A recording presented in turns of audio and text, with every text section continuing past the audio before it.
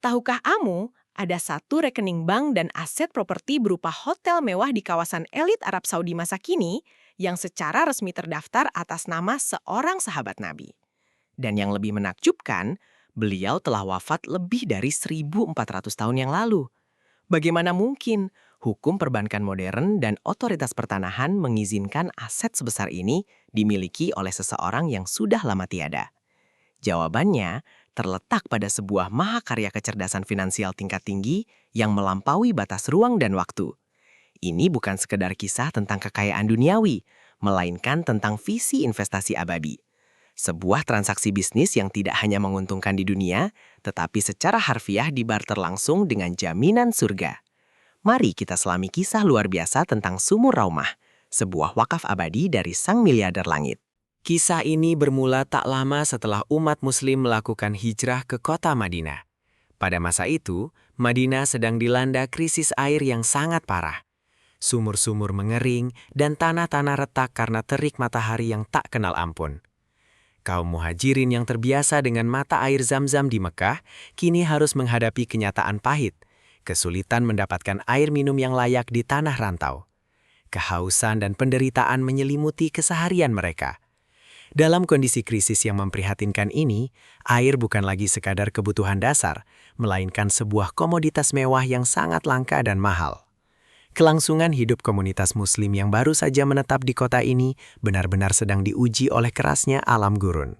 Di tengah penderitaan tersebut, ada satu-satunya sumber air yang tersisa dan masih memancarkan air tawar yang melimpah, yaitu Sumur Raumah.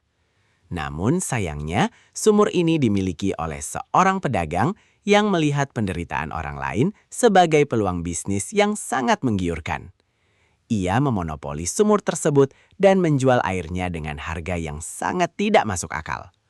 Bagi umat Muslim yang miskin dan baru saja kehilangan harta benda mereka demi berhijrah, membeli air dari Sumur Raumah adalah sebuah kemustahilan. Sang pemilik sumur terus menumpuk kekayaan dari kehausan orang-orang di sekitarnya, menolak memberikan setetes pun air tanpa bayaran yang mahal. Sebuah ketidakadilan yang menyayat hati di tengah teriknya gurun Arabia.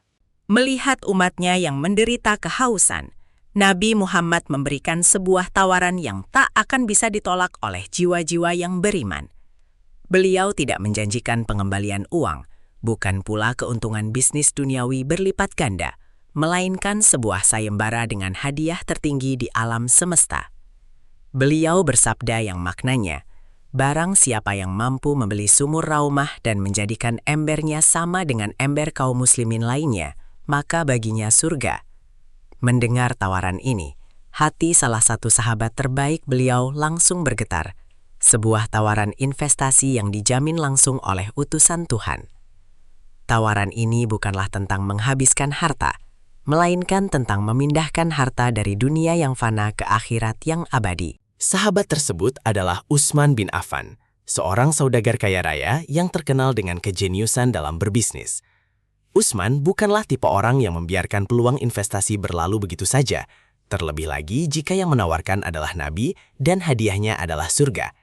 Dalam kacamata kecerdasan finansial Utsman, ini adalah transaksi dengan tingkat pengembalian yang tidak terbatas atau infinite return. Ia segera menyusun strategi.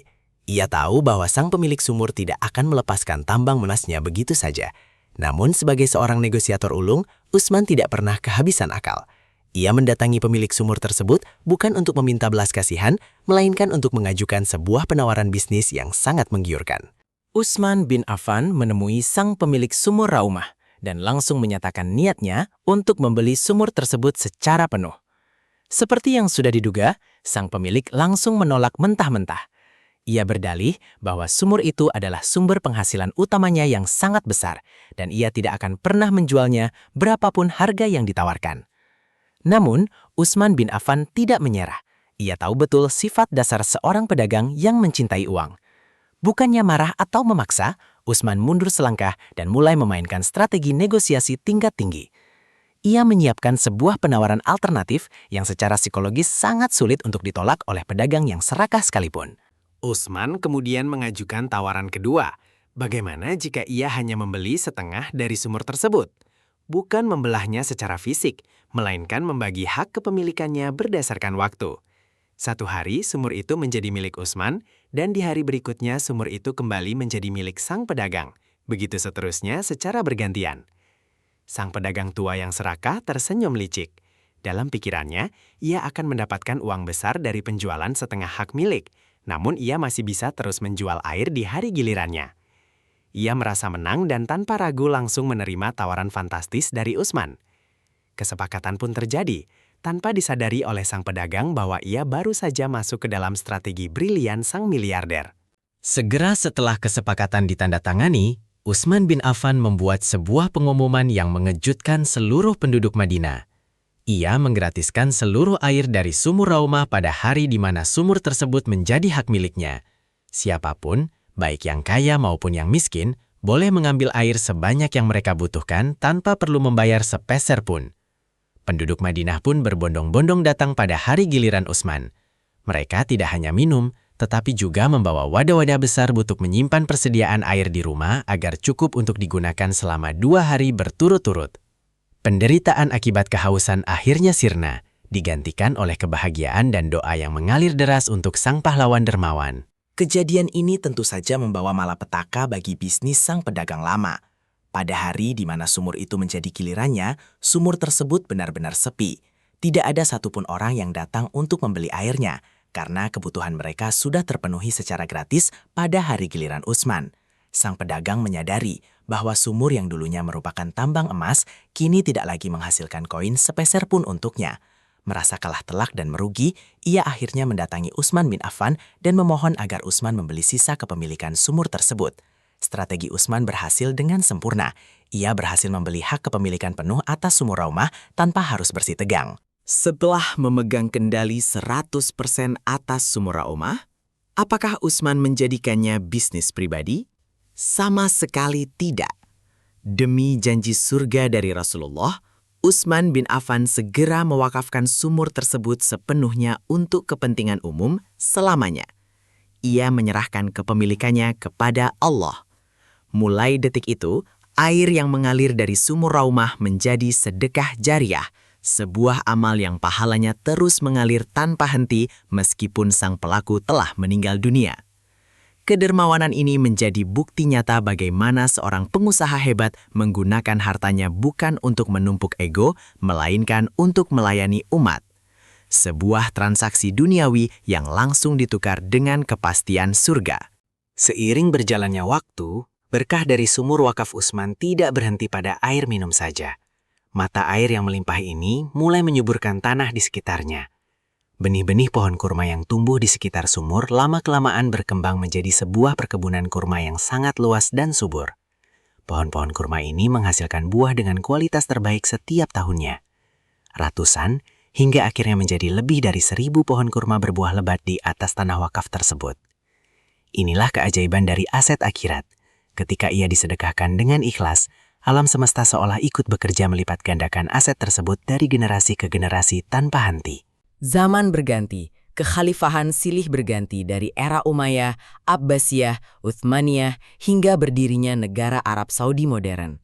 Menakjubkannya, kebun kurma dan sumur Raumah tetap terawat dengan baik. Pada era Arab Saudi modern, Kementerian Pertanian mengambil alih pengelolaan kebun kurma ini agar semakin produktif. Separuh dari hasil panen kurma berkualitas tinggi ini dibagikan secara gratis kepada fakir miskin dan anak yatim, meneruskan niat awal sang sahabat Nabi. Sedangkan separuh sisanya dijual ke pasar untuk dikelola sebagai kas wakaf. Uang dari hasil penjualan inilah yang kemudian menjadi awal mula terbentuknya aset-aset baru yang tak terbayangkan sebelumnya. Karena hasil penjualan kurma dari tahun ke tahun terus menumpuk dan menjadi dana yang sangat besar, pemerintah Arab Saudi melalui Kementerian Wakaf akhirnya memutuskan suatu hal yang sangat bersejarah. Mereka membuka sebuah rekening bank resmi khusus untuk menampung dana ini. Namun, atas nama siapa rekening ini dibuka? Untuk menghormati sang pemilik asli dan menjaga status hukum wakaf, pemerintah mencatatkan nama rekening tersebut secara resmi atas nama Utsman bin Affan. Ya, sebuah rekening bank modern dengan saldo jutaan rial yang terus bertambah setiap saat, dimiliki secara sah oleh seseorang yang telah tiada selama 14 abad. Kecerdasan finansial tidak pernah berhenti bekerja. Dana yang mengendap di rekening atas nama Utsman bin Affan terus membesar.